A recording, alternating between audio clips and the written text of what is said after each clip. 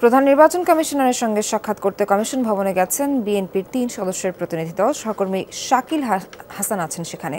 যাচ্ছি শাকিলের কাছে। শাকিল, বিএনপির প্রতিনিধি দলে কারা কারা এসছেন এবং কি উদ্দেশ্য আজকের সাক্ষাতের, কি জানতে পারলেন? বিকাল ৩টা ৪৫ আগারগাঁও নির্বাচন কমিশন অফিসে এসছেন বিএনপির একটি প্রতিনিধি দল। সেই দলের নেতৃত্ব দিচ্ছেন স্থায়ী কমিটির সদস্য নজরুল ইসলাম খান। তার সঙ্গে রয়েছেন আরও দুজন নেতা, সিনিয়র যুগ্ম মহাসচিব রুহুল কবির রিজভী আহমেদ এবং চেয়ারপারসনের উপদেষ্টা ইসমাইল জবিউল্লাহ। এবং তারা এই তিনজন এসছেন। এসেই তারা প্রধান নির্বাচন কমিশনারের সঙ্গে তার কক্ষে প্রবেশ করেছেন।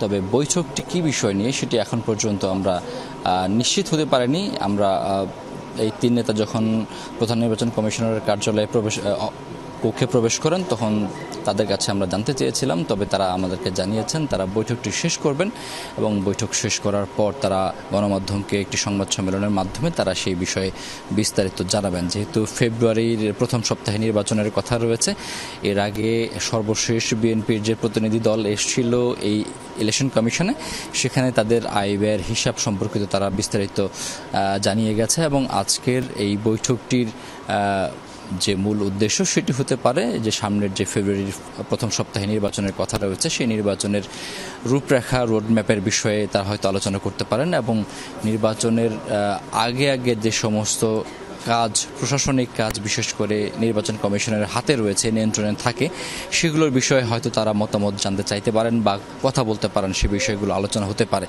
তবে পুরোপুরি বিষয়টি গণমাধ্যমকে তারা বৈঠক শেষে বিস্তারিত জানাবেন বলে আমাদেরকে নজরুল ইসলাম খান জানিয়েছেন।